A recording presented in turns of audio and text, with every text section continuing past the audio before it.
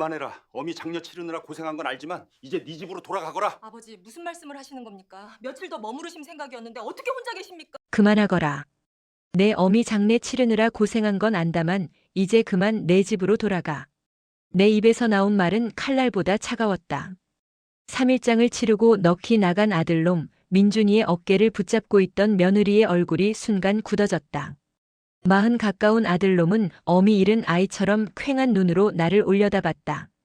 아버지, 무슨 말씀이세요? 저 며칠 더 있다 가려고 아버지 혼자 어떻게 계시라고요? 내가 어린애냐? 70평생을 혼자 산 사람처럼 왜 유난들이야? 됐다. 너희도 피곤할 테니 어서 가봐. 나는 끝까지 아들의 눈을 마주치지 않았다. 시선을 외면한 채 텅 빈 거실 벽만 쏘아봤다. 저 벽에 걸린 낡은 괴종시계도 아내가 매일같이 반질반질하게 닦던 자개장도 이제는 모두 생경한 풍경일 뿐이었다. 내 것이 아닌 것만 같았다. 내 인생이 통째로 남의 것이 되어버린 기분이었다. 민준이는 무어라 더 말을 하려다 옆에서 눈치를 주던 며느리 수진의 손길에 입을 다물었다. 그 애는 참 현명하고 속이 깊다. 지금 내 안에서 폭풍이 몰아치고 있다는 것을 감히 짐작조차 못하면서도 본능적으로 느꼈으리라. 아버님, 그럼 저희 내일 오전에 다시 들를게요. 식사 거르지 마시고 무슨 일 있으시면 꼭 전화 주셔야 해요. 수진의 다정한 목소리가 유리 조각처럼 날아와 심장에 박혔다. 나는 대답 대신 고개만 까딱였다. 현관문이 닫히는 소리가 나고 집 안에는 무덤 같은 정적이 내려앉았다. 그제야 나는 참고 있던 숨을 거칠게 몰아쉬며 소파에 주저앉았다. 온몸의 힘이 다 빠져나간 듯 했다. 불과 나흘 전이었다. 아내 서연이가 내 손을 붙잡고 마지막 숨을 고르던 그 순간이 병실을 가득 채운 소독약 냄새와 희미하게 울리던 기계음, 그리고 아내의 가쁘고 얕은 숨소리가 아직도 귓가에 생생하다. 여보. 메마른 입술을 겨우 달싹여 나를 부르는 목소리에 나는 더 가까이 아내에게 몸을 숙였다. 앙상하게 마른 손이 내 투박한 손을 힘겹게 그려주었다. 평생을 나무만 만져 딱딱하게 굳어버린 내 손을 아내는 늘 세상에서 가장 따뜻한 손이라고 말해주었더랬다. 미안해요, 여보. 나 당신한테 평생 용서받지 못할 죄를 지었어요. 그런 소리 말게. 자네나 나나 이 나이까지 살면서 죄 없는 사람이 어디 있겠나. 다 짊어지고 가는 거지. 나는 애써 태어난 척 아내의 이마에 흐른 식은 땀을 닦아주었다. 하지만 아내는 고개를 저었다. 텅 빈 것 같던 눈동자에 마지막 힘을 짜내듯 애원과 절박함이 동시에 떠올랐다. 아니요, 이건 그런 게 아니에요. 들어야 해요, 여보. 제발 시간이 없어요. 그리고 아내는 내 인생을 송두리째 무너뜨릴 한마디를 내뱉었다. 민준이 우리 아들 당신 아들이 아니에요. 순간 세상의 모든 소리가 멈췄다. B- 소리를 내며 울어대던 기계음도 복도에서 들려오던 간호사의 발소리도 내 귀에는 아무것도 들리지 않았다. 나는 그저 아내의 입모양만 멍하니 바라보았다. 무슨 뜻이지? 지금 저 사람이 무슨 말을 하는 거지? 뇌가 말을 이해하기를 거부했다. 40년이다. 우리가 부부의 연을 맺고 민준이를 낳아 기른 세월이 내 젊음과 인생을 통째로 바쳐 이룩한 가정이었다. 그런데 내 아들이 아니라니. 뭐라고 했소? 내 목소리가 아니었다. 저 깊은 땅 속에서 끌어올린 것 같은 낯선 소리였다. 아내는 눈물을 흘리고 있었다. 회한과 미안함으로 범벅이 된 눈물이 주름진 뺨을 타고 흘러내렸다. 미안해요. 정말 미안해요. 그 사람 아이였어요. 하지만 내 평생 사랑한 사람은 당신뿐이었어요. 여보 정은 씨.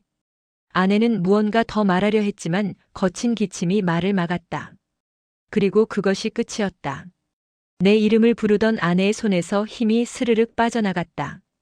D- 하는 길고 날카로운 기계음이 고요한 병실을 갈랐다. 나는 의사도 간호사도 부르지 않았다. 그저 멍하니 싸늘하게 식어가는 아내의 얼굴과 힘없이 떨어진 아내의 손, 그리고 내 손을 번갈아 둘 뿐이었다. 내 인생이 끝나는 소리였다. 장례식 내내 나는 꼭두각시 인형 같았다. 사람들이 와서 위로를 건네고 절을 하고 내 어깨를 두드렸다. 민준이는 상주랍시고 슬픔을 억누르며 꿋꿋하게 손님을 맞았다. 나는 그 모든 광경을 유리벽 하나를 사이에 두고 보는 것처럼 현실감 없이 지켜봤다. 문득문득 나는 민준이의 얼굴을 훔쳐봤다. 38해를 내 아들이라고 믿어 의심치 않았던 저 얼굴. 아내를 나를 반씩 닮았다고, 그래서 저렇게 반듯하고 잘생겼다고 평생을 자랑스러워했던 얼굴이었다. 그런데 아내의 고백을 듣고 난 후 민준이의 얼굴에서는 내 흔적을 단 한 군데도 찾아볼 수가 없었다. 짙은 눈썹, 오뚝한 코, 웃을 때 살짝 올라가는 입꼬리까지. 그 모든 것이 낯설었다. 마치 처음 보는 타인을 대하는 기분이었다. 구역질이 치밀었다. 아내를 산에 묻고 돌아온 집은 거대한 무덤 같았다. 집 안 곳곳에 아내의 손때와 우리의 40년 세월이 유령처럼 떠다녔다. 나는 현관에 들어서자마자 벽에 기대 주저앉았다. 민준이가 놀라 달려와 나를 부축했다. 아버지, 괜찮으세요? 기운 내셔야죠. 나는 나를 붙잡는 아들의 손을 뿌리쳤다. 벌레라도 닿은 듯 소스라치게. 민준이의 얼굴에 당혹감과 상처가 스치는 것을 보았지만 모른 척했다. 내 안의 배신감과 분노가 아들에 대한 연민과 사랑을 집어삼키고 있었다. 그렇게 아들과 며느리를 쫓아내듯 보내고 혼자 남은 지금 나는 거실에 우두커니 앉아 있었다. 저쪽 벽에 민준이의 키를 재주던 연필 자국이 희미하게 남아있다. 초등학교 입학식 날 내 목에 매달려 환하게 웃던 아이. 의대 합격증을 들고 와 내 주름진 손을 붙잡고 펑펑 울던 청년. 그리고 제 어미와 꼭 닮은 며느리를 데려와 수줍게 소개하던 장성한 아들. 그 기억들이 파노라마처럼 스쳐 지나갈 때마다 심장을 도려내는 듯한 고통이 밀려왔다. 이 모든 것이 거짓이었단 말인가? 내 행복, 내 자부심, 내 인생 전체가 한 여자의 비밀 위에 세워진 모래성이었단 말인가? 서현 씨, 박서현. 나는 아내의 이름을 나직이 은조렸다. 대답 없는 메아리만 텅 빈 집을 울렸다. 분노가 치밀었다. 죽은 사람을 원망한들 무슨 소용이랴. 하지만 묻고 싶었다. 왜 말하지 않았소? 왜 나를 평생 바보로 만들었소? 당신에게 나는 대체 무엇이었소? 자리를 털고 일어나 안방으로 향했다. 아내의 온기가 채 가시지 않은 침대, 아내가 쓰던 화장대, 그리고 평생을 열어본 적 없던 아내의 옷장. 나는 무언가에 홀린 듯 옷장 문을 열었다. 나프탈렌 냄새와 함께 아내의 채취가 희미하게 풍겨왔다. 그 냄새에 또다시 울컥 눈물이 쏟아질 것 같아 입술을 깨물었다. 옷가지들을 되는 대로 끄집어내기 시작했다. 이유도 목적도 없었다. 그저 이 흔적들을 모두 지워버리고 싶다는 파괴적인 충동에 사로잡혔을 뿐이다.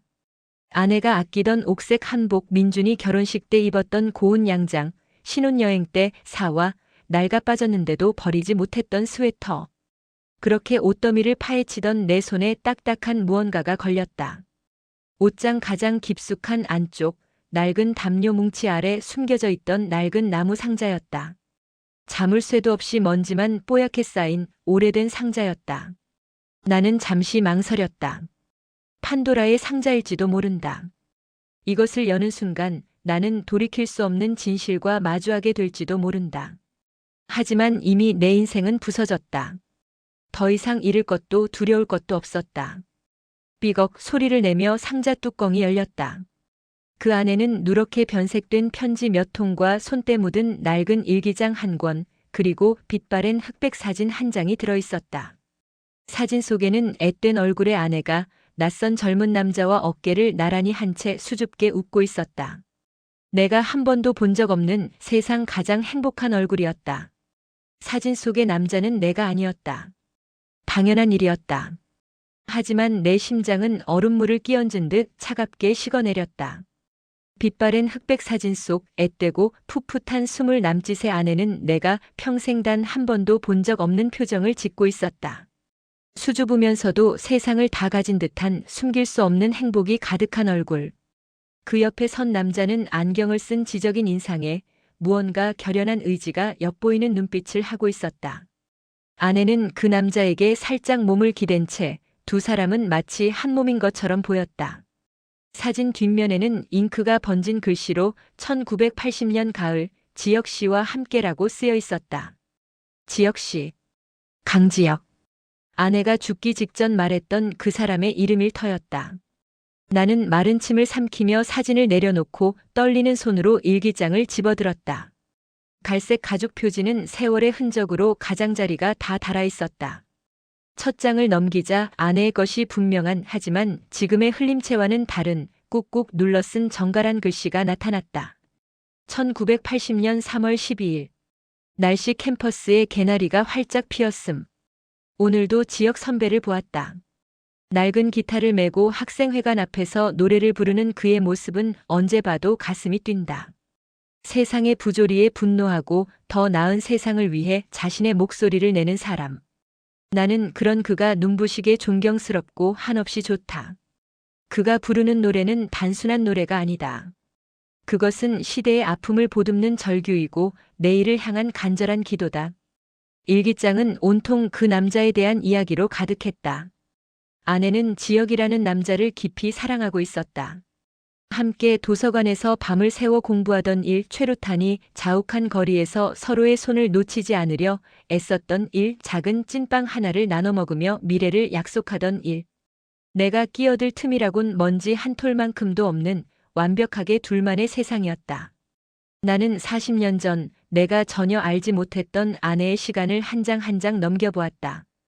그것은 고통스러운 동시에 기묘한 경험이었다. 내가 알던 아내 박서연은 늘 조용하고 차분하며 자신의 감정을 잘 드러내지 않는 사람이었다. 하지만 일기장 속의 그녀는 뜨거웠고 열정적이었으며 사랑의 모든 것을 걸 줄 아는 여자였다. 나는 평생 아내의 일부분만을 보고 살아왔던 것이다. 아니, 아내는 내게 자신의 가장 깊은 속을 단 한 번도 보여준 적이 없었다. 책장을 넘길수록 시대의 어두운 그림자가 짙게 드리워졌다. 지폐, 유인물, 수배 같은 단어들이 점점 더 자주 등장했다. 아내의 글씨에도 불안과 걱정이 묻어나기 시작했다. 1981년 5월 16일. 날씨 하루 종일 비. 그가 떠났다. 새벽녘 급하게 나를 찾아와 이 편지만을 남기고 갔다. 당분간 몸을 피해야 한다고 했다. 곧 돌아오겠다는 약속을 했지만 그의 눈빛이 너무나 절박해서 차마 붙잡을 수가 없었다. 제발, 제발 무사해야 해요. 지혁 씨. 당신 없는 세상은 나에게 아무런 의미가 없어요. 그 뒤로 몇 달간의 일기장은 기다림과 그리움, 그리고 공포로 얼룩져 있었다. 매일 밤 악몽을 꾸었고 신문에 실린 좋지 않은 소식에 가슴을 졸였다. 나는 숨을 죽인 채 아내의 절망을 따라 읽어내려갔다. 그러다 어느 페이지에서 손가락이 멈췄다. 날짜가 한참이나 건너뛴 새로운 페이지였다. 글씨는 심하게 떨리고 있었고 군데군데 눈물 자국으로 잉크가 번져 있었다. 1982년 2월 4일. 날씨 눈. 세상이 무너졌다. 그의 소식은 끝내 들려오지 않았다. 대신 내 안에 새로운 생명이 자라고 있다는 것을 알게 되었다. 어쩌면 좋을까? 하늘도 무심하시지. 이 아이는 그가 내게 남긴 마지막 선물일까? 아니면 평생 짊어져야 할 멍에일까? 아가야, 어미는 너무나 두렵다. 혼자서 너를 어떻게 지켜낼 수 있을까? 쿵. 심장이 바닥으로 곤두박질 치는 소리가 들리는 듯 했다. 민준이. 우리 민준이가 태어난 해가 1982년 가을이었다. 모든 조각이 맞춰졌다. 아내는 돌아오지 않는 연인의 아이를 임신한 채 절망의 나락에서 허우적대고 있었다. 그리고 그때 맞선을 통해 나 이정훈을 만난 것이다. 나는 일기장을 덮었다.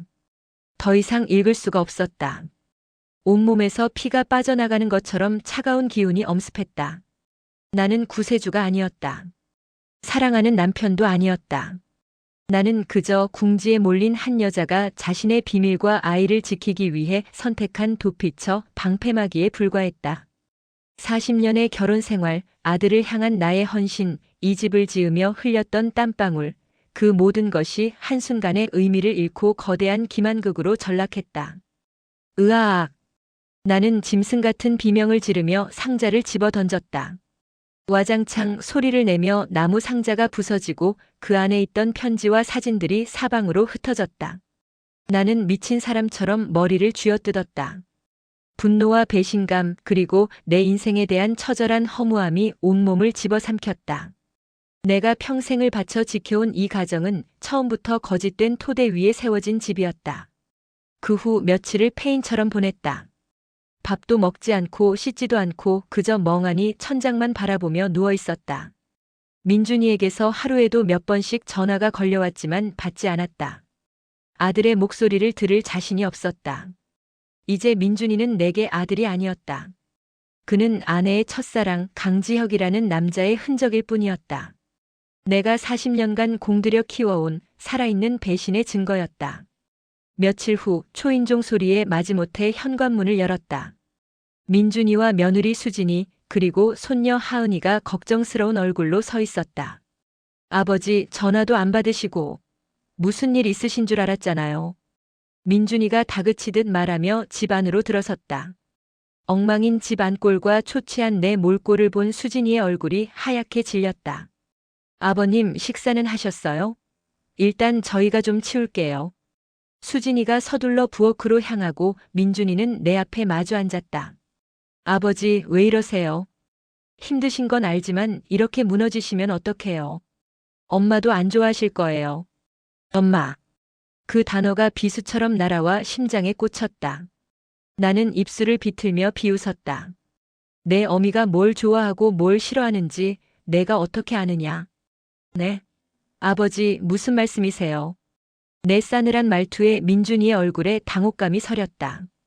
나는 자리에서 일어나 민준이를 외면했다. 더 이상 저 얼굴을 마주하고 싶지 않았다. 저 얼굴 어디에서도 나를 찾을 수 없다는 사실이 나를 미치게 했다. 할아버지. 그때 7살배기 손녀 하은이가 내 다리에 와서 매달렸다. 할아버지, 하은이 보고 싶었어요? 하은이는 할아버지 엄청 보고 싶었는데. 아이의 맑은 눈망울이 나를 올려다봤다. 평소 같았으면 번쩍 안아들고 볼에 뽀뽀를 퍼부었을 테지만 지금은 그럴 수가 없었다. 이 아이의 피 속에도 그 낯선 남자의 피가 흐르고 있다는 생각이 들자 소름이 끼쳤다. 나는 무표정하게 하은이의 손을 떼어냈다. 아이의 얼굴에 실망감이 스쳤다. 그 모습을 지켜보던 수진이의 눈시울이 붉어졌다. 그날 아들 내외는 아무 말도 하지 못하고 무거운 분위기 속에서 돌아갔다. 그들이 떠난 후 집은 다시 지옥 같은 침묵에 휩싸였다. 나는 더 이상 이 집에 머물 수 없다고 생각했다. 아내의 흔적과 거짓된 행복의 기억이 사방에 널려있는 이 공간은 나를 질식시켰다. 나는 흩어진 아내의 유품들 사이에서 편지 한 통을 집어들었다. 아내의 고향 주소가 찍힌 낡은 우표가 붙어 있었다. 남해의 작은 바닷가 마을. 아내는 결혼 후 한 번도 고향에 가고 싶다는 말을 한 적이 없었다. 이제야 그 이유를 알 것 같았다. 그곳에 모든 비밀이 묻혀 있으리라. 나는 결심했다. 가야겠다. 그곳에 가서 내 눈으로 직접 확인해야겠다. 아내의 과거 강지혁이라는 남자의 흔적, 그리고 내 인생을 송두리째 흔들어버린 이 진실의 뿌리를. 그것이 무엇이든 간에 정면으로 마주해야만 했다. 이 지독한 고통을 끝내든 아니면 완전히 파멸하든 결판을 내야만 했다. 나는 최소한의 짐만 챙겨 가방에 넣었다. 40년간 내 세상의 전부였던 이 집을 나는 아무런 미련 없이 뒤돌아섰다. 차에 시동을 걸고 남쪽으로 향하는 고속도로에 올랐다. 차창 밖으로 익숙한 풍경들이 빠르게 스쳐 지나갔다. 마치 내 지난 40년의 세월처럼. 나는 텅 빈 눈으로 정면만 응시한 채 엑셀을 더 깊이 밟았다. 남해로 향하는 길은 멀고도 지루했다. 라디오에서는 시답자는 유행가가 흘러나왔고 나는 아무 생각 없이 그저 앞만 보고 달렸다. 몇 시간을 달렸을까? 차창을 열자 후텁지근한 도시의 공기와는 전혀 다른 짭조름하고 비릿한 바다 내음이 훅 끼쳐왔다. 아내 서연의 고향이었다. 내비게이션이 알려준 주소는 구불구불한 해안도로를 한참이나 더 달린 뒤에야 나타났다. 차 한 대가 겨우 지나갈 만한 좁은 골목길 끝, 허물어져가는 낡은 슬레이트 지붕의 집. 아내의 옛집이었다. 대문은 녹슨 자물쇠로 잠겨 있었고 마당에는 사람 키만큼 잡초가 무성했다. 40년 전 아내는 이 대문을 등지고 어떤 심정으로 낯선 서울 땅을 밟았을까?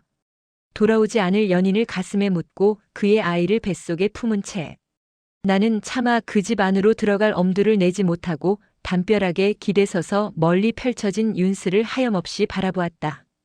잔잔한 파도 소리가 끊임없이 귓가를 맴돌았다. 마치 내 인생은 처음부터 이렇게 텅 비어 있었다고 나를 조롱하는 것만 같았다. 마을은 작고 한적했다. 어르신 몇 분이 마을 어귀 정자에 앉아 부채질을 하며 더위를 식히고 계셨다. 나는 주머니 속에서 꼬깃꼬깃해진 흑백 사진을 꺼내 들었다. 이 사진 한 장이 내 유일한 단서였다. 떨리는 마음으로 정자로 다가가 어르신들께 공손히 허리를 숙였다. 어르신들, 말씀 좀 여쭙겠습니다. 혹시 이 사진 속 사람들 아시는 분 계십니까? 돋보기를 꺼내 쓴 한 할머니가 사진을 한참이나 들여다보더니 옆에 앉은 다른 할머니의 팔을 툭 쳤다. 이봐, 영자야. 이거 네 친구 서연이 아니냐? 아이고, 젊었을 때 모습이 꼭 그대로네. 영자라고 불린 할머니가 나를 위아래로 훑어보았다. 경계심과 호기심이 뒤섞인 날카로운 눈빛이었다. 뉘신데 우리 서연이를 찾으시오? 서울 양반 같은데. 저는 박서현의 남편 되는 사람입니다. 내 대답에 정자에 앉아있던 모든 노인들의 시선이 내게로 집중되었다. 그들의 눈빛 속에서 나는 무언의 동요를 읽었다. 영자 할머니는 놀란 듯 눈을 동그랗게 뜨더니 이내 무언가 체념한 듯한 표정으로 긴 한숨을 내쉬었다. 서연이 남편 그랬구먼. 여태 한 번을 안 오더니 이제야 와. 그녀는 나를 자신의 집 평상으로 이끌었다. 시원한 보리차 한 잔을 내어주는 손길에는 세월의 덮개가 고스란히 내려앉아 있었다. 나는 아내의 일기장과 사진에 대한 이야기를 조심스럽게 꺼냈다. 강지혁이라는 이름이 내 입에서 나오는 순간 영자 할머니의 눈빛이 파르르 떨렸다. 지혁이, 그 이름 참 오랜만에 듣네. 우리 동네에서는 금기어 같은 이름이었지. 할머니의 목소리는 낮고 차분했다. 그녀가 풀어놓는 이야기는 내가 일기장에서 읽었던 아내의 고통스러운 시간을 생생하게 눈앞에 펼쳐놓았다. 서연이랑 지혁이는 이 동네에서 모르는 사람이 없는 한 쌍이었지. 선남선녀가 따로 없었어. 지혁이는 머리가 비상해서 서울로 대학 가서는 동네 자랑이었고. 근데 그놈의 세상이 뭔지. 데모인지 뭔지에 앞장서더니만 어느 날 갑자기 종적을 감췄어. 온 동네가 발칵 뒤집혔지. 할머니는 말을 잠시 끊고 먼 바다를 바라보았다. 그 눈빛은 아득한 과거를 더듬고 있었다. 그 뒤로 시상의 무서운 양반들이 동네에 들이닥쳤어. 검은 옷 입고 눈빛 시퍼런 사람들이었지. 지역이 어딨냐고 서연이네 집을 들쑤시고 난리도 아니었어. 서연이 아버지가 그 충격에 그만 몸져 눕고 말았지. 서연이는 매일 밤을 눈물로 지새웠어. 넋나간 사람처럼 바다만 쳐다보고 그러다 어느 날 서울로 떠나겠다고 하더군. 여기서 더 있다가는 다 같이 죽겠다고. 그땐 몰랐지. 그의 뱃속에 이미 지혁이 새끼가 자라고 있었다는 걸. 나는 숨을 죽인 채 할머니의 이야기에 귀를 기울였다. 심장이 얼음장처럼 차가워졌다. 아내가 겪었을 공포와 절망이 살갗으로 느껴지는 듯 했다. 한참 뒤에 연락이 왔어. 서울에서 좋은 사람 만나 결혼한다고. 튼튼하고 성실한 목수 양반이라고 하더군. 나는 그때 알았지. 우리 서연이가 살기로 마음먹었구나. 제 새끼를 지키기로 작정했구나. 그 독한 것이 제 속을 얼마나 끓였을꼬. 당신 같은 양반을 만난 건 서연이한테는 천운이었을 게야. 그 아이한테도 그렇고. 영자 할머니는 내 얼굴을 물끄러미 바라보며 말했다. 그 눈빛에는 연민과 미안함이 뒤섞여 있었다. 서연이는 당신을 속인 게 아니야. 그 아이는 당신이라는 울타리 안에서 겨우 살아남은 거지. 그 시절이 그랬어. 그렇게라도 하지 않으면 어미도 자식도 살아남을 수 없는 끔찍한 시절이었지. 평생을 가슴에 돌덩이 하나 얹고 살았을 거야, 우리 서연이. 나는 아무 대답도 할 수 없었다. 그저 주먹만 꽉 쥘 뿐이었다. 손톱이 손바닥을 파고드는 아픔도 느껴지지 않았다. 할머니의 말은 내 안에 들끓던 분노와 배신감을 다른 감정으로 바꿔놓고 있었다. 그것은 아내에 대한 지독한 연민이었고 그녀를 그런 벼랑 끝으로 내몰았던 시대에 대한 원망이었으며 아무것도 모른 채 행복을 누렸던 나 자신에 대한 비참함이었다. 나는 도망치듯 할머니의 집을 나섰다.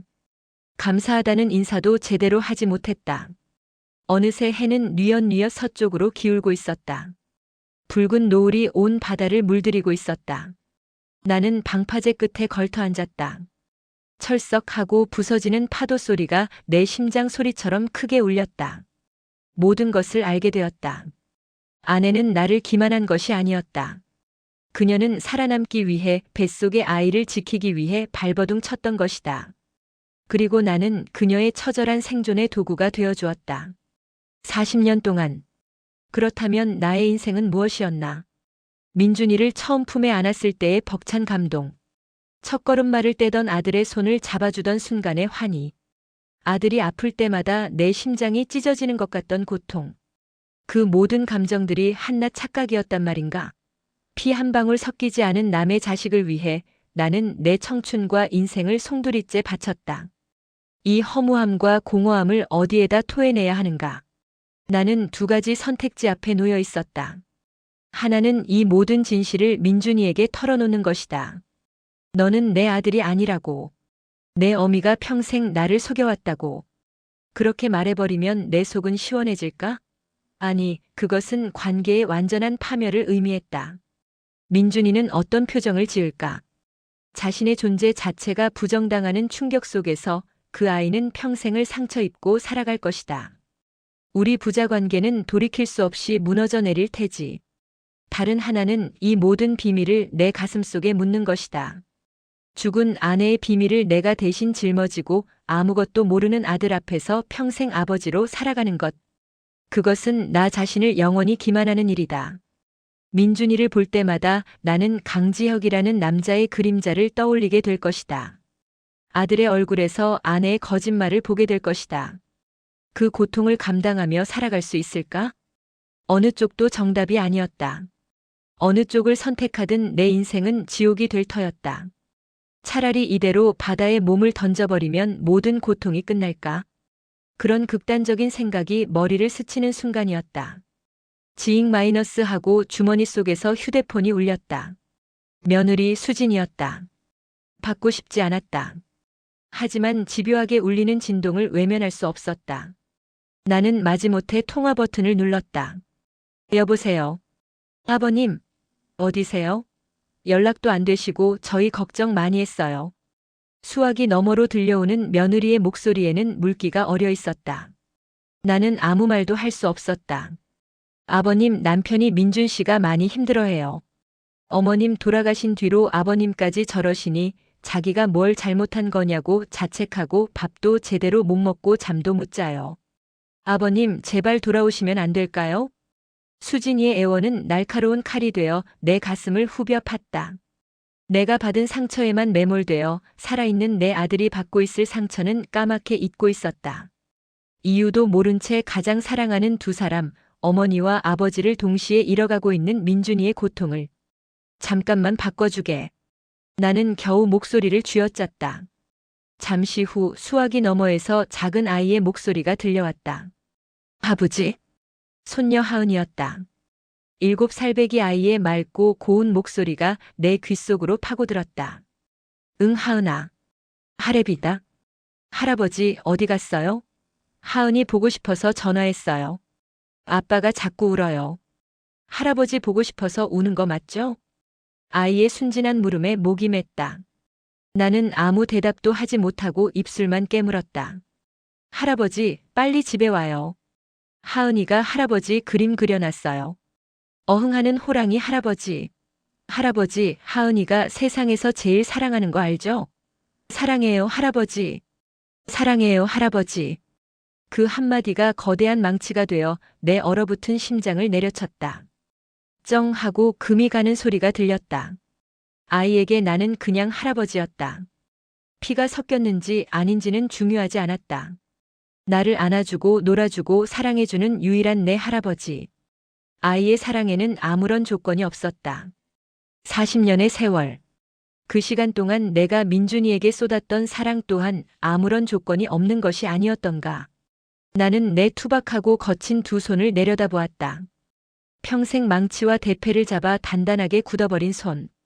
이 손으로 민준이의 기저귀를 갈았고 이 손으로 넘어진 아들을 일으켜 세웠으며 이 손으로 아들의 대학 등록금을 벌었다. 그리고 이 손으로 손녀 하은이를 번쩍 안아 올렸다. 이 손에 새겨진 세월이 그 어떤 혈연보다 더 진하고 단단한 역사가 아니고 무엇이란 말인가. 피가 무엇이기에, 핏줄이 대체 무엇이기에 내가 쌓아 올린 40년의 시간을 부정하려 했는가. 강지혁이라는 남자는 민준이에게 생명을 주었을지 모른다. 하지만 민준이에게 삶을 주고 사랑을 주고 아버지가 되어준 사람은 나 이정훈이었다. 그 사실은 그 무엇으로도 변하지 않는다. 눈물이 터져 나왔다. 서러움과 분노의 눈물이 아니었다. 내 어리석음에 대한 회한과 뒤늦게 깨달은 사랑의 무게에 대한 뜨거운 눈물이었다. 나는 흐느끼며 말했다. 응, 할애비도 우리 하은이 사랑해. 아빠한테 전해줘. 할아버지가 금방 간다고. 전화를 끊고 나는 한참을 그 자리에 앉아 울었다. 서쪽 하늘의 마지막 노을빛마저 사라지고 짙은 군청색 어둠이 내렸다. 바다는 검은 침묵 속으로 잠겨들었다. 나는 자리에서 일어났다. 더 이상 흔들리지 않았다. 선택은 끝났다. 나는 아내의 비밀을 내 남은 인생에 짊어지고 가기로 했다. 그것은 아내에 대한 나의 마지막 사랑이자 용서의 방식이 될 것이다. 그리고 내 아들 민준이에게는 평생 변치 않는 아버지로 남을 것이다. 이 무거운 진실로부터 아들을 지켜내는 것. 그것이 피를 나누지 않은 아들에게 내가 해줄 수 있는 가장 크고 마지막인 아버지의 역할이었다. 나는 차에 시동을 걸었다. 어둠이 내린 해안도로를 달려 서울로, 내 집으로, 내 아들이 있는 곳으로 향했다. 더 이상 도망치지 않았다. 나는 내 가족을 지키기 위해 돌아가고 있었다. 40년의 세월이 피보다 진한 사랑이었음을 나는 내 온몸으로 증명해낼 것이다. 그것이 나의 남은 삶의 이유이자 목적이 될 터였다. 밤의 고속도로는 끝이 보이지 않는 검은 강과 같았다. 헤드라이트가 비추는 한 뼘 남짓한 세상을 제외하고는 온통 칠흑 같은 어둠뿐이었다. 나는 그 어둠 속을 하염없이 달렸다. 서울로, 내 집으로, 그리고 내 아들이 기다리는 곳으로. 수화기 너머로 들려오던 손녀 하은이의 목소리가 귓가에 쟁쟁하게 울렸다. 사랑해요, 할아버지. 그 꾸밈 없고 순수한 한마디가 내 안에서 40년간 단단하게 굳어있던 무언가를 산산조각 내버렸다. 아내의 고백을 들은 이후 내 세상은 무너져 내렸고 나는 그 폐허 속에서 길을 잃은 아이처럼 분노와 배신감에 몸을 떨었다. 내 인생이 통째로 부정당했다고 나는 세상에서 가장 어리석고 비참한 사내라고 자책했다. 하지만 하은이의 목소리는 내게 말해주고 있었다. 당신은 나의 할아버지라고. 세상 그 무엇과도 바꿀 수 없는 나를 가장 사랑해주고 나 또한 가장 사랑하는 할아버지라고. 아이의 세상에서 핏줄이라는 단어는 아무런 의미도 힘도 갖지 못했다. 아이에게 중요한 것은 함께 웃고 함께 놀고 서로의 온기를 나누었던 시간의 기억뿐이었다. 그렇다면 나는 어땠는가? 민준이가 처음 내게 아빠라고 불렀을 때 세상을 다 얻은 듯 벅차오르던 마음. 서툰 걸음마를 떼다 넘어진 아이를 일으켜 세우며 무릎에 흙을 털어주던 그 순간의 애틋함. 밤새 열이 펄펄 끓는 아이의 이마를 짚으며 뜬 눈으로 밤을 새우던 그 애끓는 심정. 그 모든 것이 피 때문이었나? 아니었다. 그것은 함께 쌓아온 시간과 기억이 만들어낸 세상 그 어떤 혈연보다도 질기고 단단한 사랑의 끈이었다. 나는 아내 서연을 생각했다. 분노와 원망이 썰물처럼 빠져나간 자리에 지독한 연민과 슬픔이 밀물처럼 차올랐다. 갓 20을 넘긴 어린 여자가 감당하기에는 너무나도 가혹한 시대였다. 사랑하는 연인을 잃고 그의 아이를 뱃속에 품은 채 세상의 비난과 손가락질을 피해 도망쳐야 했던 그 절박함. 그녀는 나를 속인 것이 아니었다. 그녀는 살아남기 위해 뱃속의 아이를 지키기 위해 나라는 동아줄을 필사적으로 붙잡았던 것이다. 그리고 나는 그 가냘픈 손을 외면하지 않았다. 결혼 생활 40년. 아내는 단 한 번도 내게 살가운 애정 표현을 한 적이 없었다. 나는 그것이 아내의 무던한 성격 탓이라 여겼다. 하지만 이제야 알 것 같았다.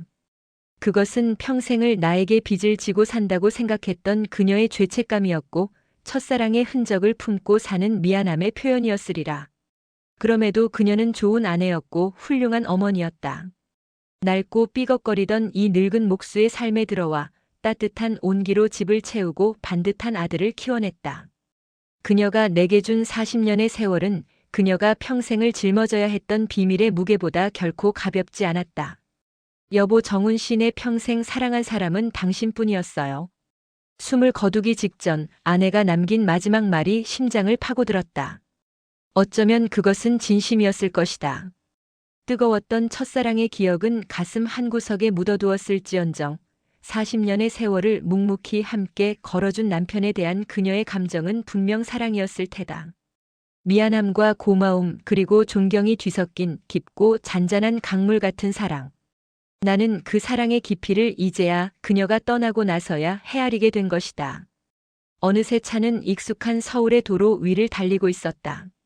나는 내 낡은 단독주택이 아닌 아들 민준이가 사는 아파트로 향했다. 이 새벽에 찾아가는 것이 실례라는 생각도 들었지만 한시라도 빨리 아들의 얼굴을 보고 싶었다. 내 어리석은 분노와 회피가 그 아이에게 얼마나 큰 상처를 주었을지 생각하니 가슴이 미어졌다. 아파트 주차장에 차를 세우고 엘리베이터 앞에 서서 잠시 심호흡을 했다. 초췌한 내 모습이 엘리베이터의 금속문에 비쳤다.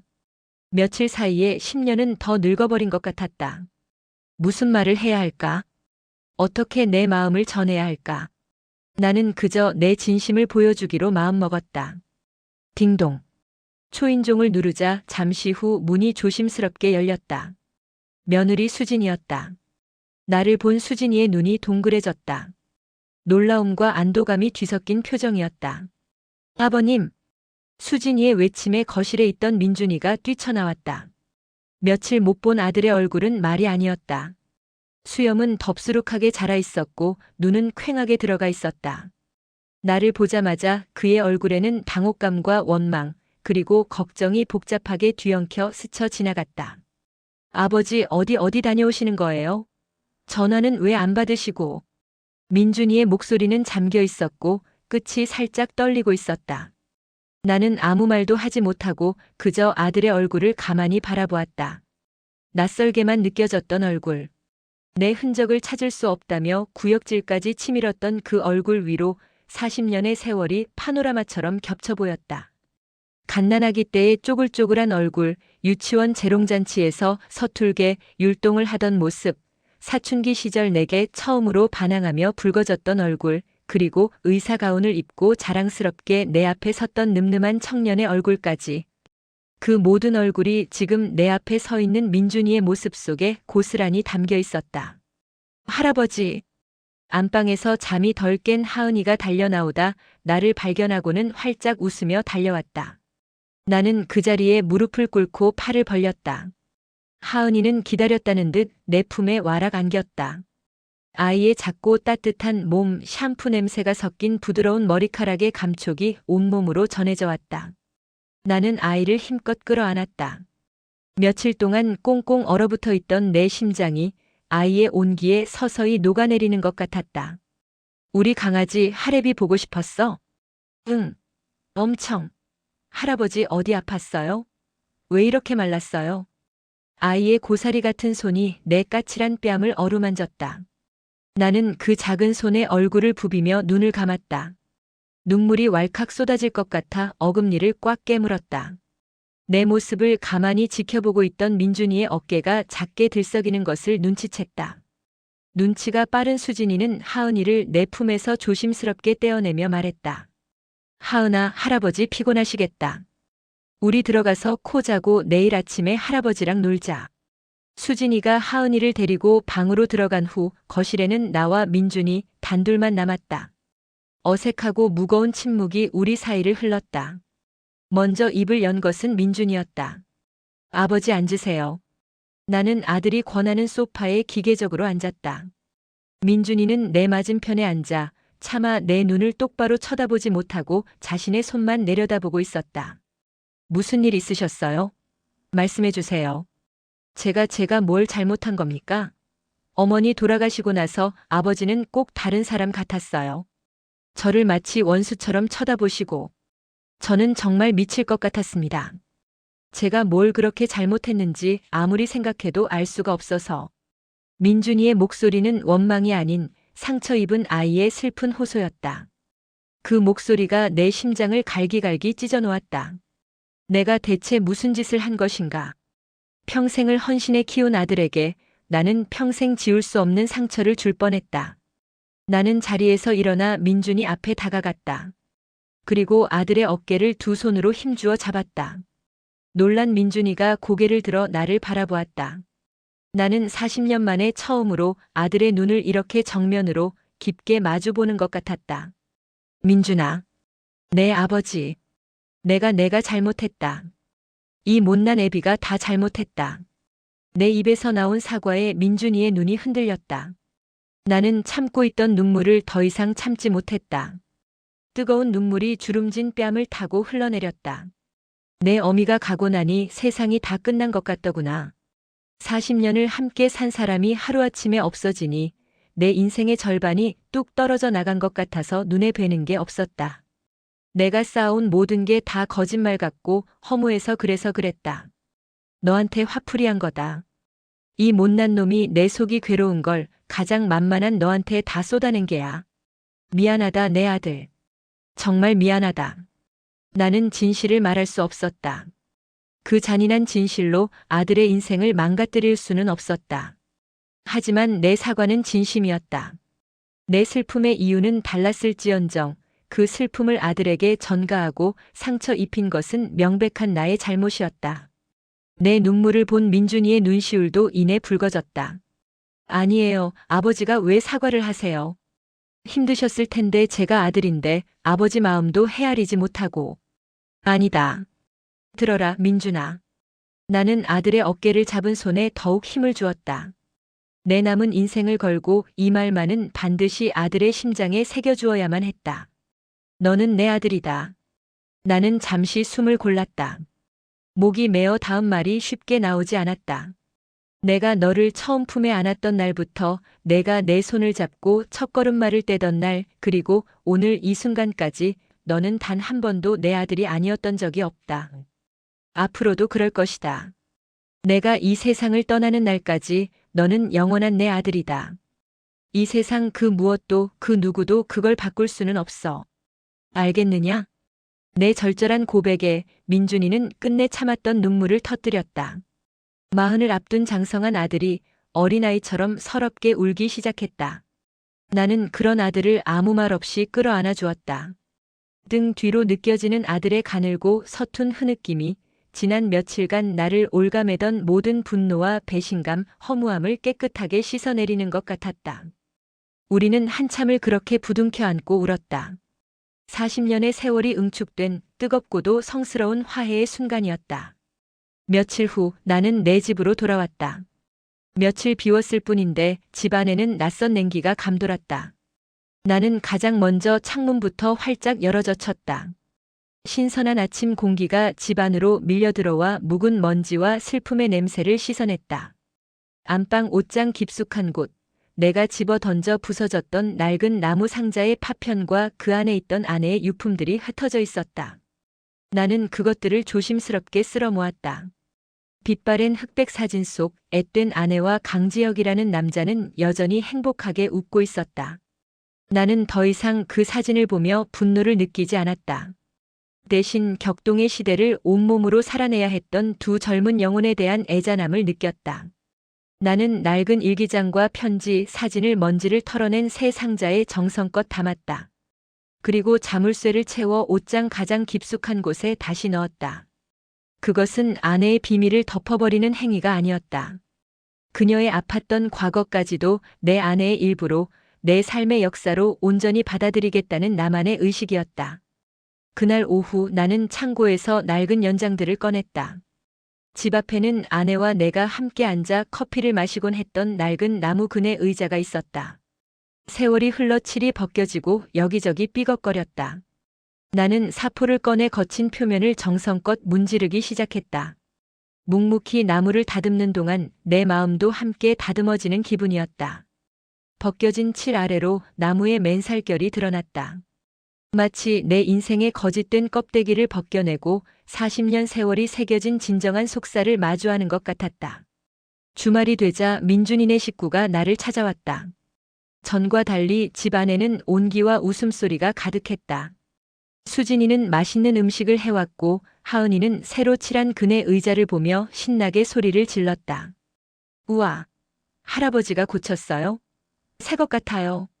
나는 하은이를 그네에 태우고 천천히 밀어주었다. 아이의 웃음소리가 봄바람처럼 마당에 퍼져나갔다.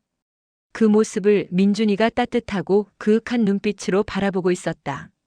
어느새 녀석의 눈빛은 아내를 꼭 닮아 있었다. 깊고 다정하고 많은 것을 품고 있는 눈빛. 저녁을 먹고 우리는 거실에 둘러앉아 앨범을 펼쳤다. 민준이의 어릴 적 사진들이었다. 아이고, 이때 민준이 너 어찌나 개구쟁이였는지. 이웃집 장독을 다 깨뜨려서 내가 얼마나 혼쭐을 냈는지 아느냐. 내 말에 민준이가 머리를 극적이며 멋쩍게 웃었다. 제가 그랬어요? 기억도 안 나네요. 기억이 나겠냐? 내가 저지른 사고는 전부 이 애비가 수습하고 다녔는데.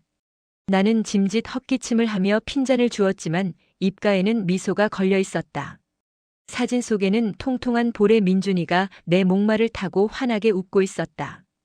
그 옆에서 아내 서연도 희미하게 웃고 있었다. 나는 그 사진을 가만히 들여다보았다. 이 사진 속에 내 인생의 모든 것이 담겨 있었다. 비록 시작은 거짓이었을지 모르나 우리가 함께 만들어온 시간은 그 무엇보다 찬란한 진실이었다. 밤이 깊어 아들 내외가 돌아간 후 나는 홀로 거실에 앉아 창밖의 달을 바라보았다. 모든 것이 제자리를 찾은 듯한 평온함이 밀려왔다. 나는 이제 더 이상 흔들리지 않을 것이다.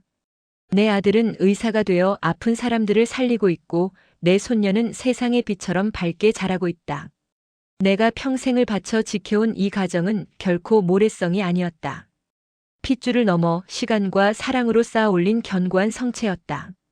나는 죽은 아내를 용서했다. 그리고 그녀를 그런 선택으로 내몰았던 시대까지도 고통스럽게나마 이해하기로 했다. 무엇보다 나는 피 한 방울 섞이지 않은 아들을 내 목숨보다 더 사랑하는 나 자신을 온전히 받아들이기로 했다. 나는 내일도 낡은 집을 손보고 나무를 다듬을 것이다. 그리고 주말이면 찾아올 아들과 손녀를 위해 세상에서 가장 튼튼하고 따뜻한 울타리가 되어줄 것이다. 그것이 피보다 진한 사랑을 선택한 한 아버지의 방식이며 내게 남겨진 삶을 가장 가치 있게 살아내는 길임을 나는 이제 의심하지 않는다. 창밖에서 불어온 밤바람에 아내의 희미한 채취가 섞여 있는 듯 했다. 나는 눈을 감았다. 고맙소, 서연 씨. 그리고 미안했소. 이제는 편히 쉬시오. 피보다 진한 사랑, 여러분은 어떻게 생각하시나요? 진정한 가족의 의미는 무엇일까요? 이정훈 씨의 이야기가 마음에 와닿으셨다면 좋아요와 구독 부탁드립니다. 여러분의 생각도 댓글로 나눠주세요.